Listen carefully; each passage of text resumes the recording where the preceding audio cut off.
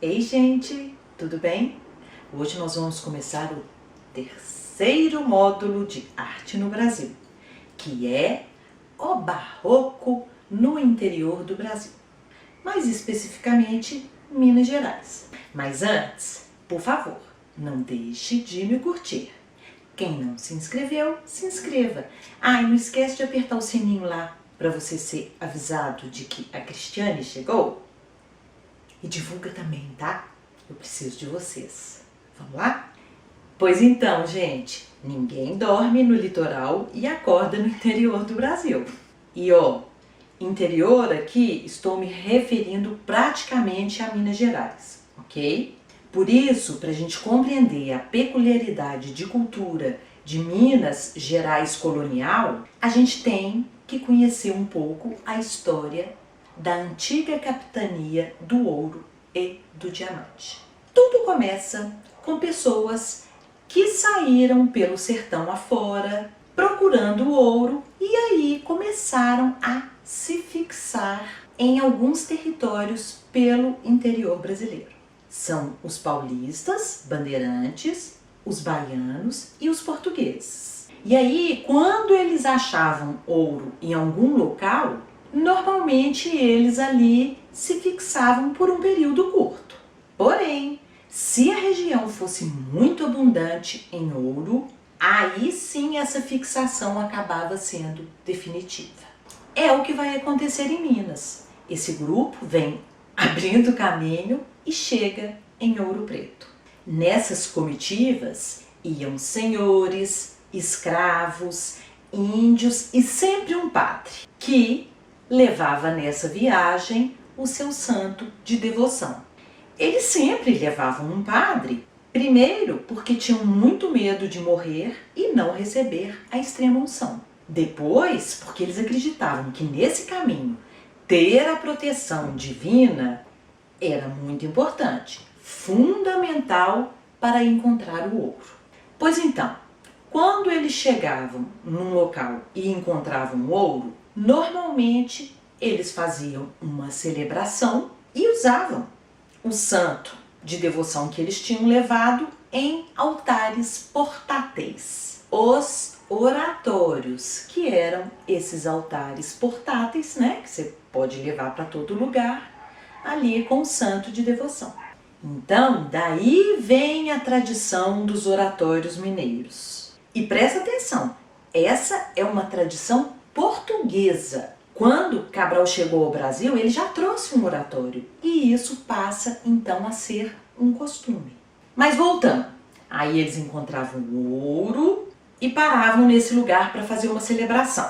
Colocavam o oratório sempre numa parte mais alta, tipo numa pedra, e faziam uma cerimônia em agradecimento. E como já dito, quando um local tinha muito ouro, eles se fixavam e ali as primeiras capelas iam sendo construídas. Quer dizer, antes era apenas um acampamento.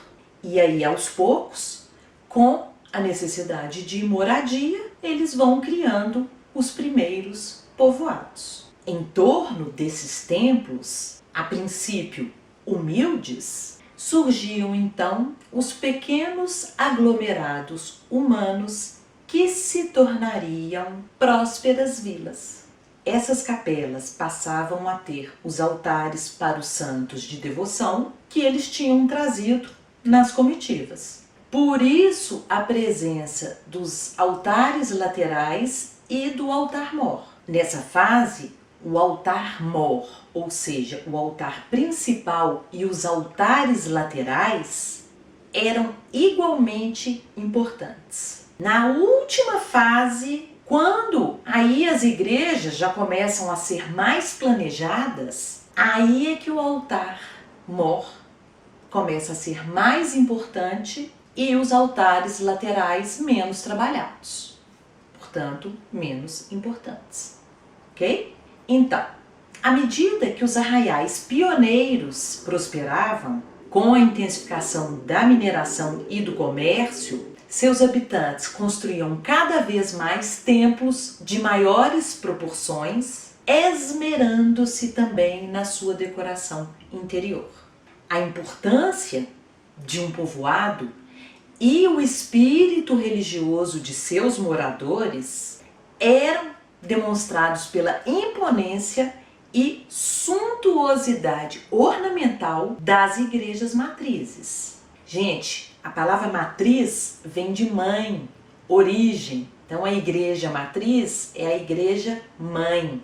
Tem uma coisa muito importante que eu preciso ressaltar nessa história toda. Em Minas, no século XVIII, foi proibida a fixação de ordens religiosas e seus respectivos conventos, o que nos mostra que a sociedade mineira foi estruturada de modo diferente das sociedades do litoral brasileiro, né? Essa sociedade mineira se subdivide em irmandades religiosas que eram independentes como organizações civis e lutavam entre si. Tinha a Irmandade dos Brancos, Pretos e Mulatos.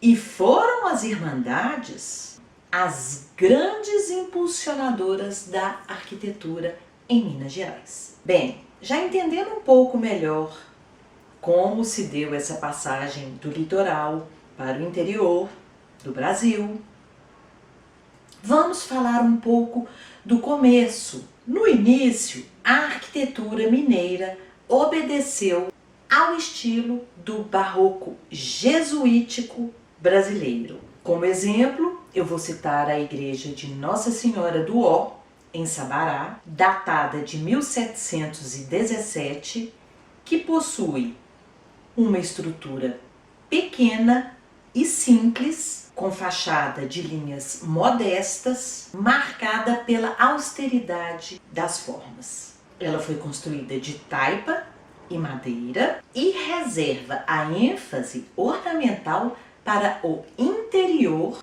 como tem sido até agora. Então a gente vê no início essa igreja, até chamada Capela Nossa Senhora do Ó, bem simples, muito modesta, né? Por fora essas linhas super simples.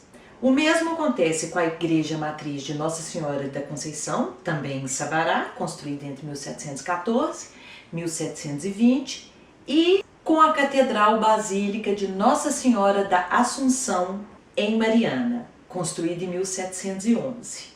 Então a gente vai vendo que no início tem bem aquela cara de desenho casinha mesmo, bem simples, com uma curvinha ou outra ali entrando, quando nós falamos lá no início do Brasil Colônia. E aí quando a gente entra, a gente vê que elas três possuem no altar-mor retábulo da primeira fase do barroco, o estilo nacional português. Então na fachada nem sinal de barroco, lá dentro, primeira fase do barroco, que é o estilo nacional português.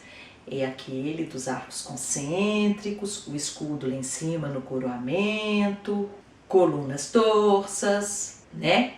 Bem, ainda com relação à arquitetura, olha só que bacana a evolução da fachada, como também aconteceu no litoral brasileiro, que vai aos poucos ganhando um certo movimento. E vocês lembram que eu terminei o módulo passado falando das igrejas que tinham ainda um maior dinamismo arquitetônico, com suas plantas curvilíneas? E aí citei a igreja de São Pedro de Mariana? Então, é o que a gente vê em Minas Gerais através desses exemplos que eu estou mostrando para vocês. E aí eu digo que eu não escolhi começar a aula da São Pedro de Mariana, pois escolhi começar com a monumental Igreja Matriz de Nossa Senhora do Pilar, em Ouro Preto, porque ela possui uma integração do elemento decorativo com o espírito arquitetural no que diz respeito ao segundo momento do barroco brasileiro, que é de onde eu parei.